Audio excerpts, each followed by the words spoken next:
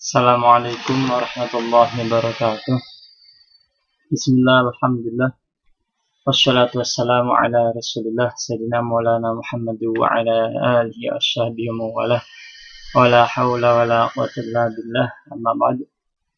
Ayuhat talib, ayuhat tullabah, ayuhat tulabah. Al-afadil, kaifa halukum? Alhamdulillah khair. Pada segenap teman-teman mata kuliah bahasa Arab yang kami banggakan,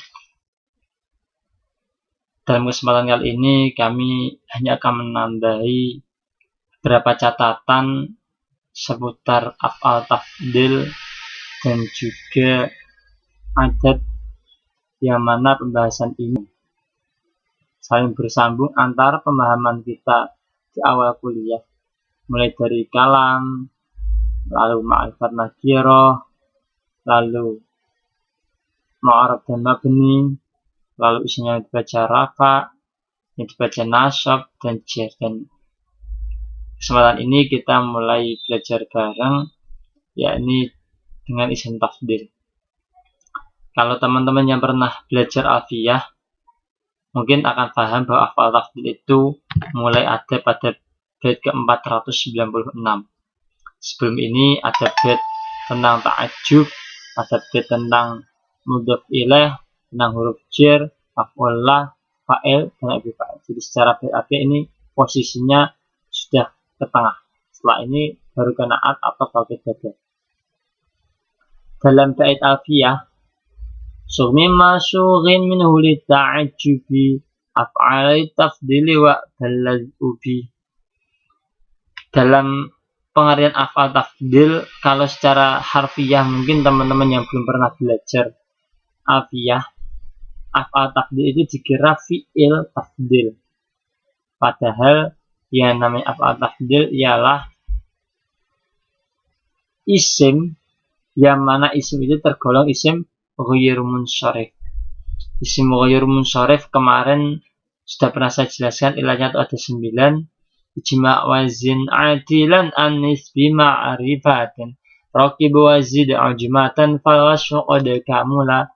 Ijma' wazin, yang pertama jamak atau syarat majmu', yang kedua ini wazin ya.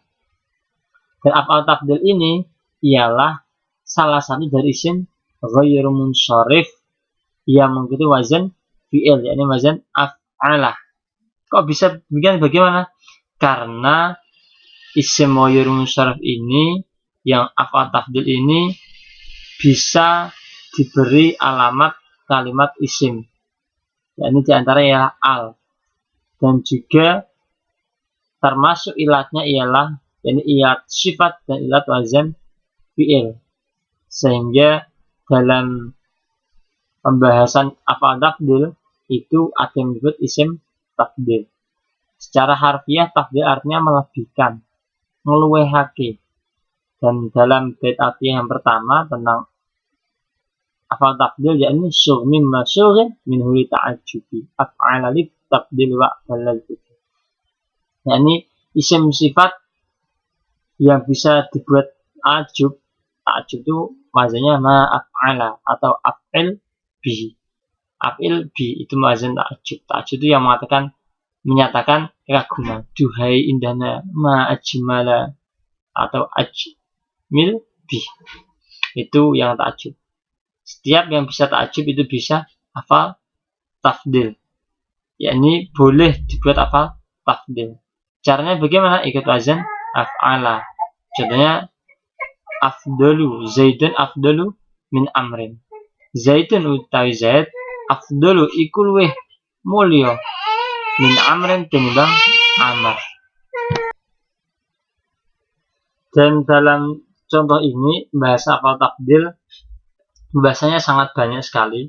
Ada lafaz-lafaz yang tidak boleh dibuat af'al tafdil, seperti lafaz mata, kana.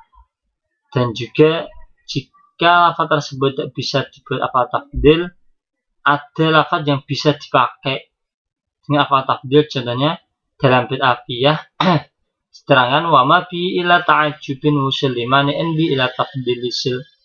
Seperti lafaz asyaddu. Asyaddu itu kita lihat af'alu. itu Zaidun asyaddu istikhrajan min amrin. Lafaz setelah tafdil itu tersebut dibuat dengan tamyiz. Akan tapi yang masyhur, yang lumrah dipakai ialah setelah lafaz af'alu ialah ada yang dikasih min. Contohnya Zaidun afdalu min amrin. Zaid itu lebih unggul, lebih utama daripada. Itu menunjukkan bahwa Zaid posisinya lebih tinggi. Dan ini juga nanti teman-teman ada juga dalam contoh lain, Zaidun afdalun nasi. Hal itu teman-teman bisa tahu bahwa lafaz setelah an-nasi itu diharokati kasrah. Kenapa? Karena mudhof ilaih. Inilah pentingnya kita belajar bait api yang sebelumnya. Kalau kemarin kita bahas tamyiz itu harokatnya apa? Karena tamyiz itu i'rabnya ialah nasab, maka kita kasih harokat fathah. Karena kalau kita belajar kitab kuning, literatur kitab salaf itu biasanya tanpa harokat, itu kita biasanya yang beri harokat agar kita paham betul.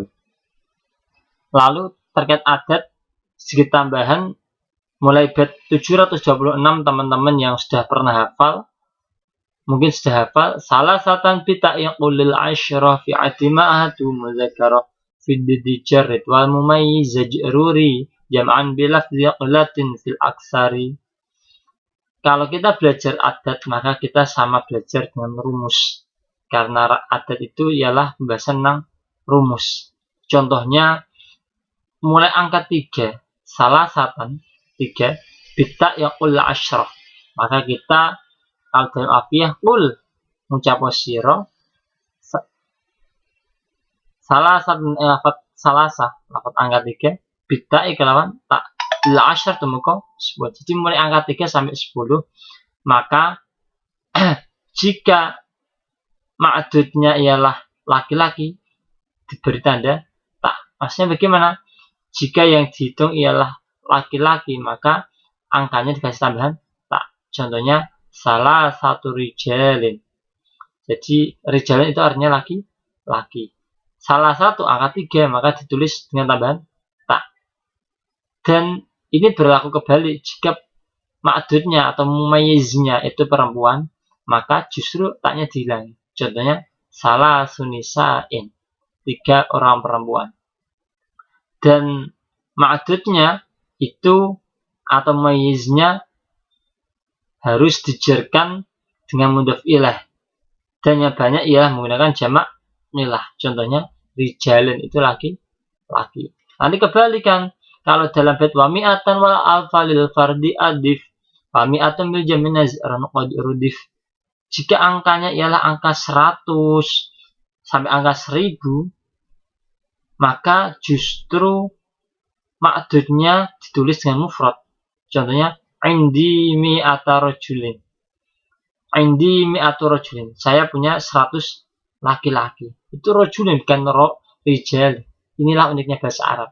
Dan ini pun dalam Al-Quran juga ada, tapi yang nadir ataupun termasuk mustasna ya. Yang angkanya ratusan, tapi ditulis dengan jamak. Tapi yang masyhur ialah dengan mufrad.